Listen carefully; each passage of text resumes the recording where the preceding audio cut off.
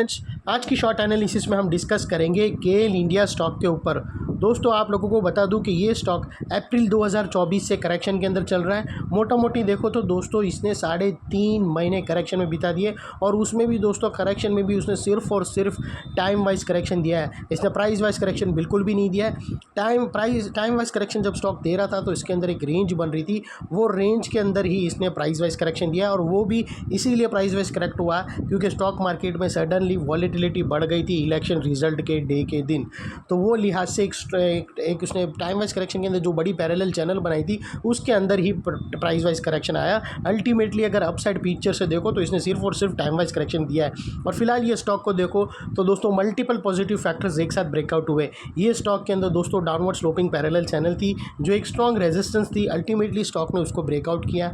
यहाँ पर दोस्तों हमने करेक्शन कंप्लीट के कन्फर्मेशन मिले, यहाँ पर क्लियर पॉजिटिव डाइवर्शन मिला है और एक बड़ी रिवर्सल चार्ट पैटर्न मिली है जिसके तहत ये स्टॉक अपसाइड में 20 से 22% रिटर्न देने के लिए रेडी है।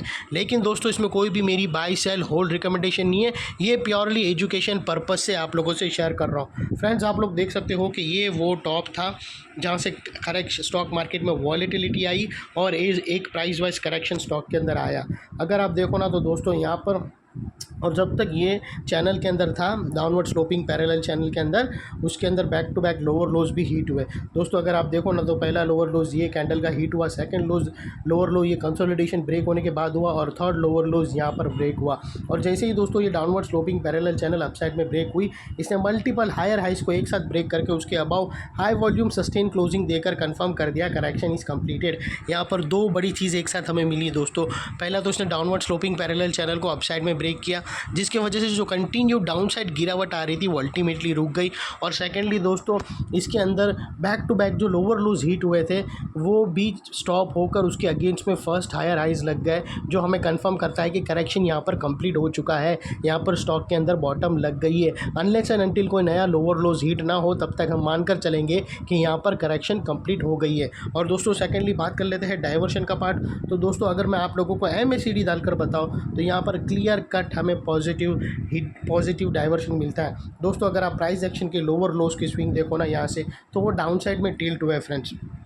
अगर आप ये स्विंग देखो तो वो डाउन साइड में टिल्ट हुए और वही अगर आप MACD के ऑसिलेशन को देखो तो वो अप साइड में टिल्ट हुए और फ्रेंड्स यहाँ से ब्रेकआउट होकर पॉजिटिव डाइवर्शन ने कंफर्म कर दिया जो स्टॉक के अंदर एक अपसाइड मोमेंटम पंप करेगा। और सेकेंडली दोस्तों बात कर लेते हैं यहाँ पर रिवर्सल चार्ट पैटर्न की। तो दोस्तों हमें एक बहुत ही बेहतरीन रिवर्सल चार्ट पैटर्न मिली है।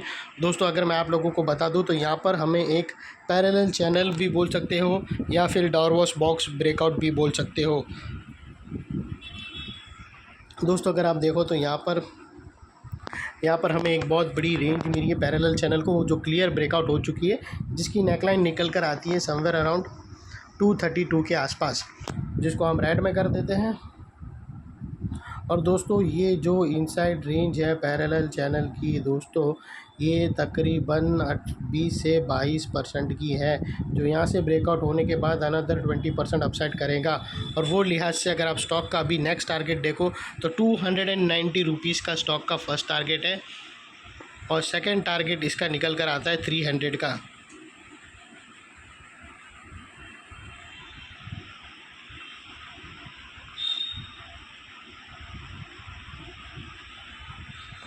और दोस्तों ये जो नेकलाइन के पास अगर आपकी एंट्री होती है और आपको अगर स्टॉप लॉस रखना हो तो यहाँ पर एक लोअर स्विंग जैसा है, उसके लो के नीचे क्लोजिंग बेसिस पे अगर 219 के नीचे अगर क्लोजिंग बेसिस पे आपको स्टॉक मिले तो उसको स्टॉप लॉस कंसिडर कर लेना चाहिए, लेकिन अपने एडवाइज़र को पूछकर। और दोस्तों वो लिहाज से अगर आप रिस्क टू रिवॉर्ड रेशियो भी अगर देखो तो आपका रिस्क का एरिया फ्रेंड्स इतना रहेगा और रिवॉर्ड का एरिया इतना बड़ा है, ये ऑलमोस्ट मोर देन 1:2 का रिस्क टू रिवॉर्ड रेशियो है दोस्तों, जो बहुत ही फेवरेबल है फ्रेंड्स।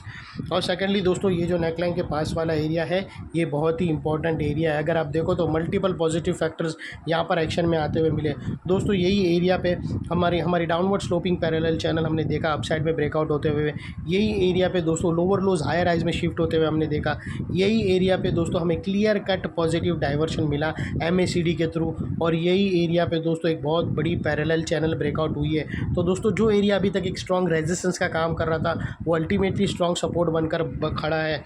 और इनकेस अगर स्टॉक अपसाइड जाकर वो वापस नेकलाइन को रिटेस्ट करने आया तो ये एरिया सामने आके एक स्ट्रॉन्ग सपोर्ट का काम करेगा और स्टॉक को अपसाइड में पुश करेगा।